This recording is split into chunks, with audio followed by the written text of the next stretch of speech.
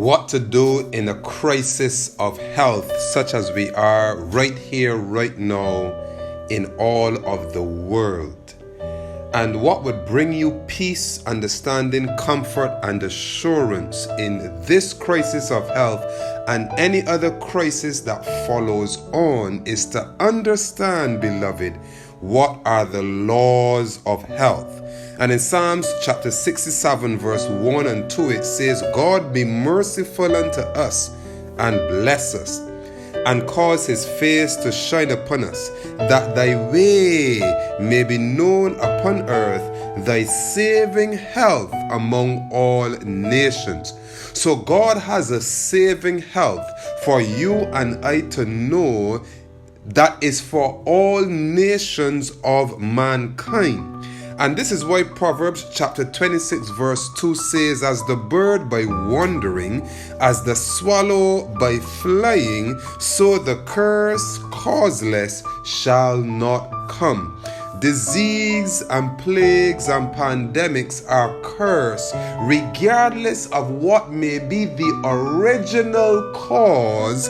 They are curses. It is a curse, and so the curse does not come unless something causes the curse to be enacted and moved through society. So the curse causeless shall not come. And Exodus chapter 15 verse 26 even sheds greater light about what causes the curse, and it says, and said, if thou wilt diligently hearken to the voice of the Lord thy God, and wilt do that which is right in his sight. And this is one thing that we must understand as the people of God and as the nations of the world. We must do the things that are right in God's sight. We cannot do the things that are right in our sight alone and expect that there would be enough, because our vision is humanly limited, but God's vision is unlimited. God knows the end from the beginning. He understands the total picture at all times. And when God speaks to you, when he gives you a direction, he is giving you a holistic approach to whatever problem you may be facing, and he's always offering a holistic solution. So when he gives directions for humanity to follow, his directions will always be holistic, encompassing the present and the future, because God knows the end from the beginning. And so if thou wilt diligently hearken to the voice of the Lord thy God, and wilt do that which is right in his sight, and wilt give ear to his commandments, and keep all his statutes, I will put none of these diseases upon thee, which I have brought upon the Egyptians, for I am the Lord that healeth thee. So God identifies himself as the one that heals us, and he heals us indirectly and directly. He heals us directly by his miracle working power, and he heals us indirectly by the natural processes of healing that are built within the anatomical structure of every living human being. And so he is God that heals us, but he promises us, if we keep his commandments, the diseases that were upon the Egyptians, they will not be upon us. And do not stifle your mind and stifle your imagination to only think that this would be limited to the 10 commandments of the moral law. These commandments also encompasses the physical laws of health that you and I must be able to understand and live by, that keeps the physical organism in good and proper working order. So what are the laws of health? And I would here emphatically state, and I would stand upon this 100%, beloved, that the first law of health is cleanliness. That's the first law of health. And so there are 10 laws of health. There are 10 basic laws of health. The first law of which is cleanliness. And cleanliness encompasses purity.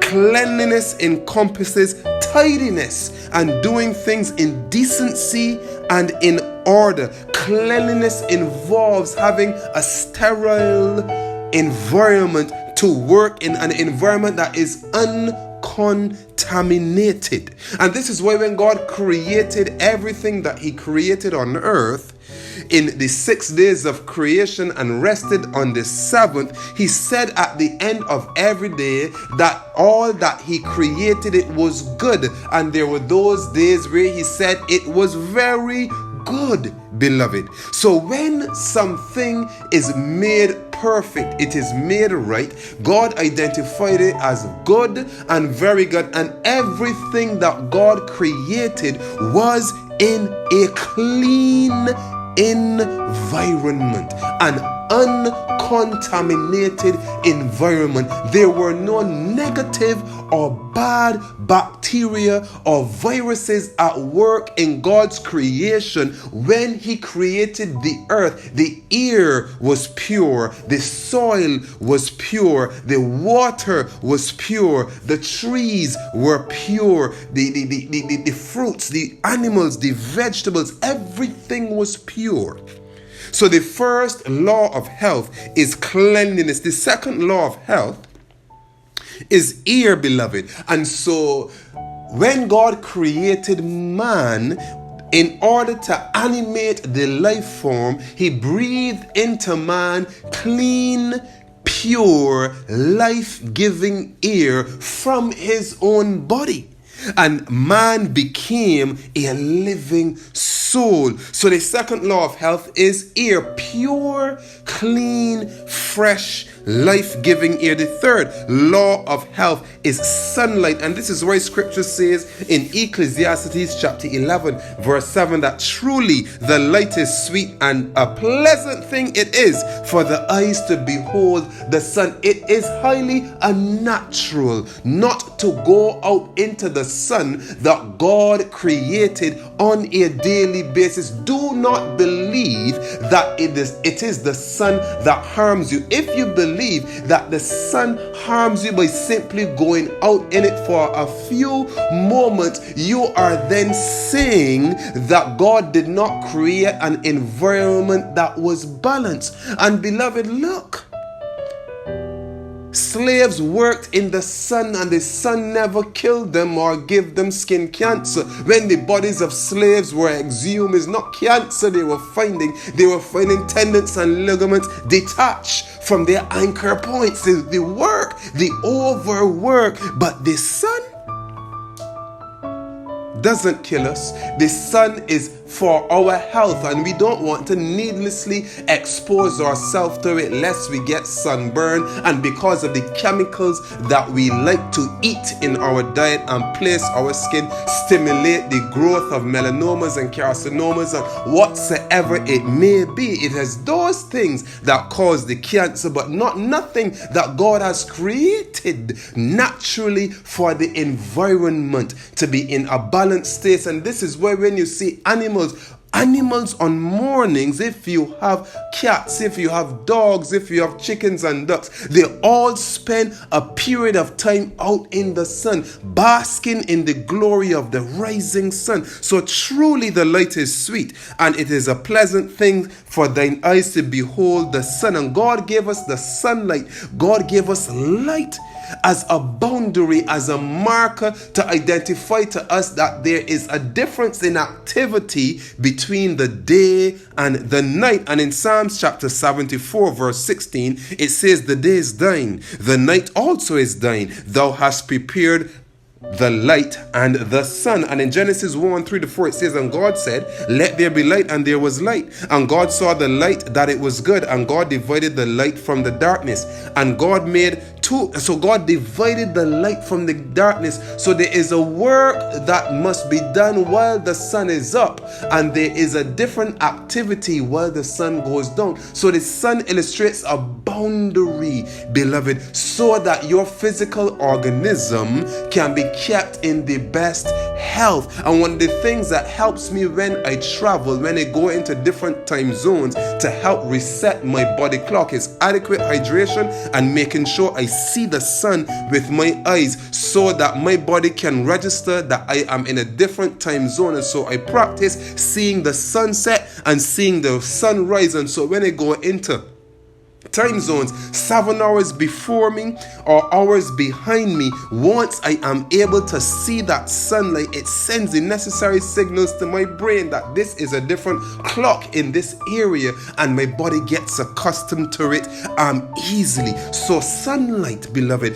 it marks a boundary for your health. So you do not want to be working at night when you should be sleeping. You will be destroying your health, and there's a time to sleep and there is a time to be up and awake and out and about. Now, the next law of health, beloved, the fourth one that we will mention is water. And in Revelation chapter 22 verse 1 it says, and he showed me a pure river of water of life, clear as crystal, proceeding out of the throne of God and of the Lamb. Beloved, you need water. Water is life. Let me drop this statement on you. Stress is dehydration, and dehydration is stress. You did not get it, beloved. Stress is dehydration, and dehydration is stress. Stress dehydrates your cells. And when your cells are dehydrated, you are stressed. Drink water, beloved. Half of your body weight in ounces. So if I weigh 150, 75 ounces, 150 pounds, I convert that to ounces. I should drink 75 ounces in the day, unless I am using a lot of fresh fruit and vegetables that are full of water, which would decrease the amount of water that I need to drink just by a little. But water is designed to give your body life, to give your cells life, and to flush away waste and toxins. The less water you drink, the more toxins and waste you retain, and the more your cells are starved and dehydrated, the higher levels of stress and the more pain sensations you will receive. And this is why Jeremiah chapter 2 verse 13 says, for my people have committed two evils. They have forsaken me, the fountain of living waters, and hewed them out cisterns, broken cisterns that can hold no water. So we forsake God, we forsake drinking pure fresh water, and we're reaching for juice. But the kidney has to filter that sugar and filter the elements of that juice, and you're overworking the kidney when you are starving it, when you're dehydrating it of the pure flushing water that it needs. Number 5, proper nutrition. Genesis 1:29-31, it says, and God said, behold, I have given you every herb bearing seed which is upon the face of all the earth, and every tree in the which is a fruit of a tree yielding seed. To you it shall be for meat. And to every beast of the earth, and to every fowl of the air, and to everything that creepeth upon the earth, wherein there is life, I have given every green herb for meat. And it was so. And so what God has given us is food that is a life. First hand nutrition. Food that is alive to keep you alive. Food is to keep you alive, not simply satisfy the taste buds. And everything that God has made, He has made it beautiful and delicious, even the bitter things. And because you don't want the palate to be consuming one flavor profile, so God has sour things, sweet things, bitter things rolled up in there in creation to tantalize the taste buds while He gives us proper nutrition, beloved. This is why in Revelation chapter 22 verse 2 we read about the tree of life that bears 12 manner of fruits that yield her fruits every month, and the leaves of that tree were for the healing of the nations, which platforms us into our sixth law of health, which is herbs, which Psalms 104 verse 14 says that he causeth the grass to grow for the cattle and herb for the service of man, that he may bring forth food out of the earth. And so the herbs, beloved, the leaves of the tree are for the healing of the nations, and the herbs are for the service of man. So you must consume herbs in your diet. You must consume herbs, and this is why here in the Caribbean we use herbs as our seasoning. These contain special elements that improve our health, boost our immunity, antiviral, antibacterial, antifungal properties, immunomodulatory properties. These things are for our benefit. They are for our service. They serve us, they help us, they heal us. They are not to be used every now and again. Every day we should be using some form of herb, and we do, whether it is onion, whether it is seasoning, thyme,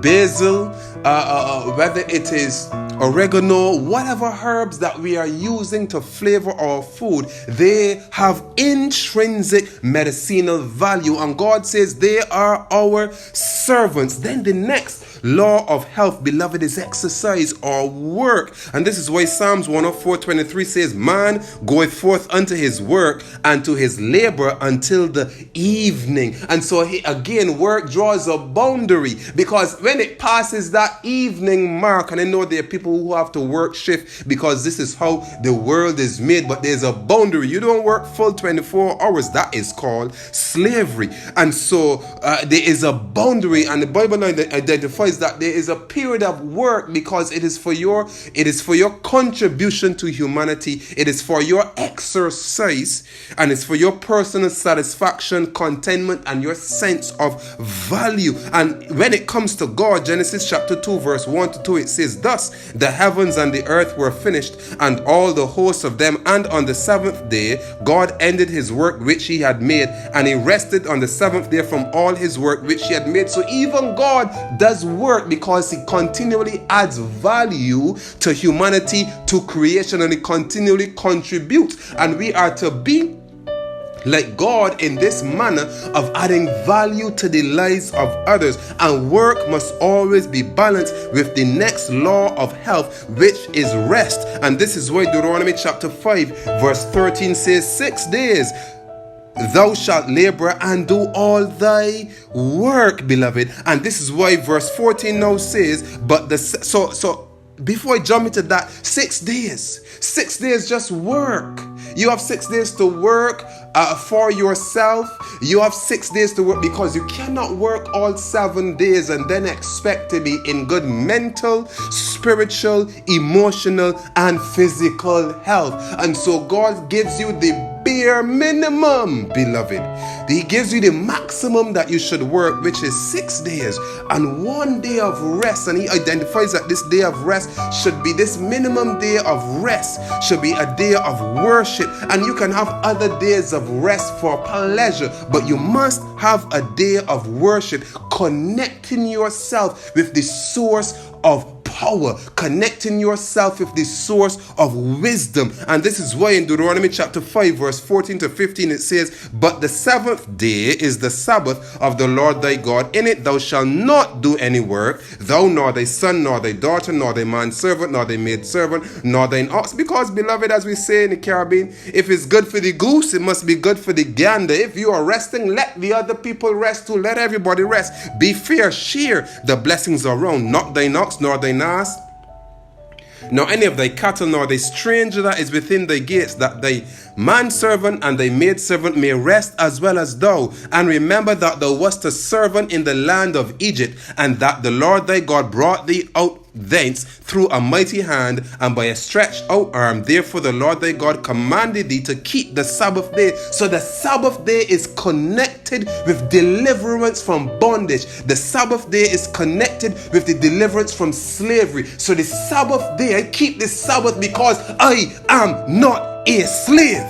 I am not a slave to money. I am not a slave to man. I am not a slave to economy. I am not a slave to society. I am not a slave. God never created you to be a slave. Beloved, rest in Jesus' name. He gave you a Sabbath day of rest, and that is your minimum rest. And you need other rest. You need rest for pleasure as well, but God requires his time. You are not a slave. If you believe in slavery, I surely don't. The Bible surely does not, and the laws of health do not promote slavery, and the laws of God do not promote slavery. So the next law of health, number 9, beloved, is temperance. And this is why 1 Corinthians chapter 9 verse 25 says, and every man that striveth for the mastery is temperate in all things. Now they do it to obtain a corruptible crown, but we an incorruptible. And temperance is the abstinence of the things that are bad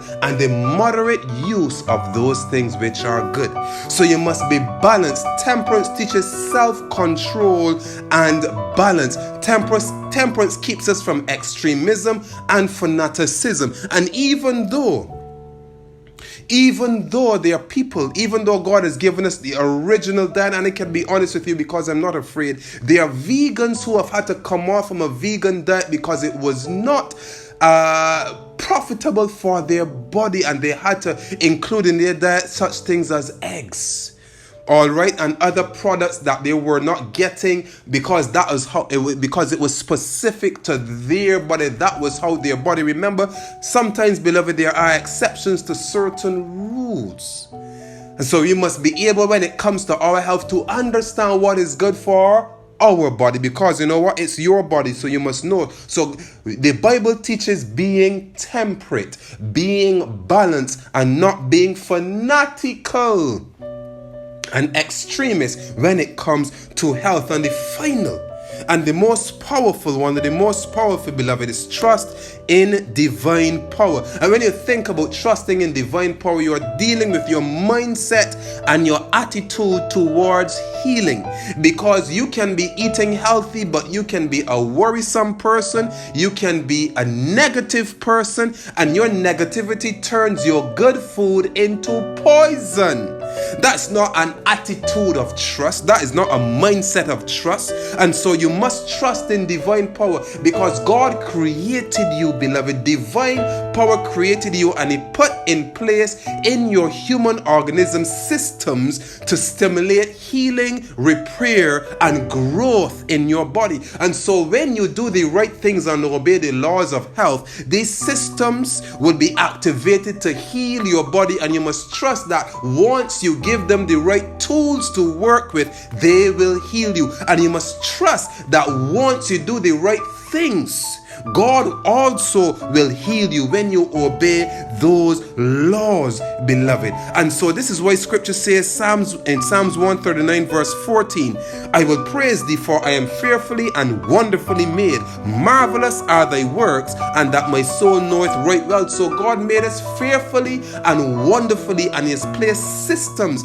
and mechanisms of order and organization in our body that works together synergistically to promote and to preserve our health. And our body is so forgiving, and because our body is forgiven to the abuse that we heap upon it by our bad dietary practice and bad lifestyle practices, we take it for granted. And when we wear out the body's natural vital force, that's the life energy that is within you, that keeps you alive, that God breathed into you, when we wear out by our bad practices, especially overwork and not sleeping on time, beloved, it gives up the fight, and we end up with cancer, diabetes, heart disease, hypertension, arthritis, and the list goes on and on and on and on. When we beat the body and insult the body, it gives up after a long time. So beloved,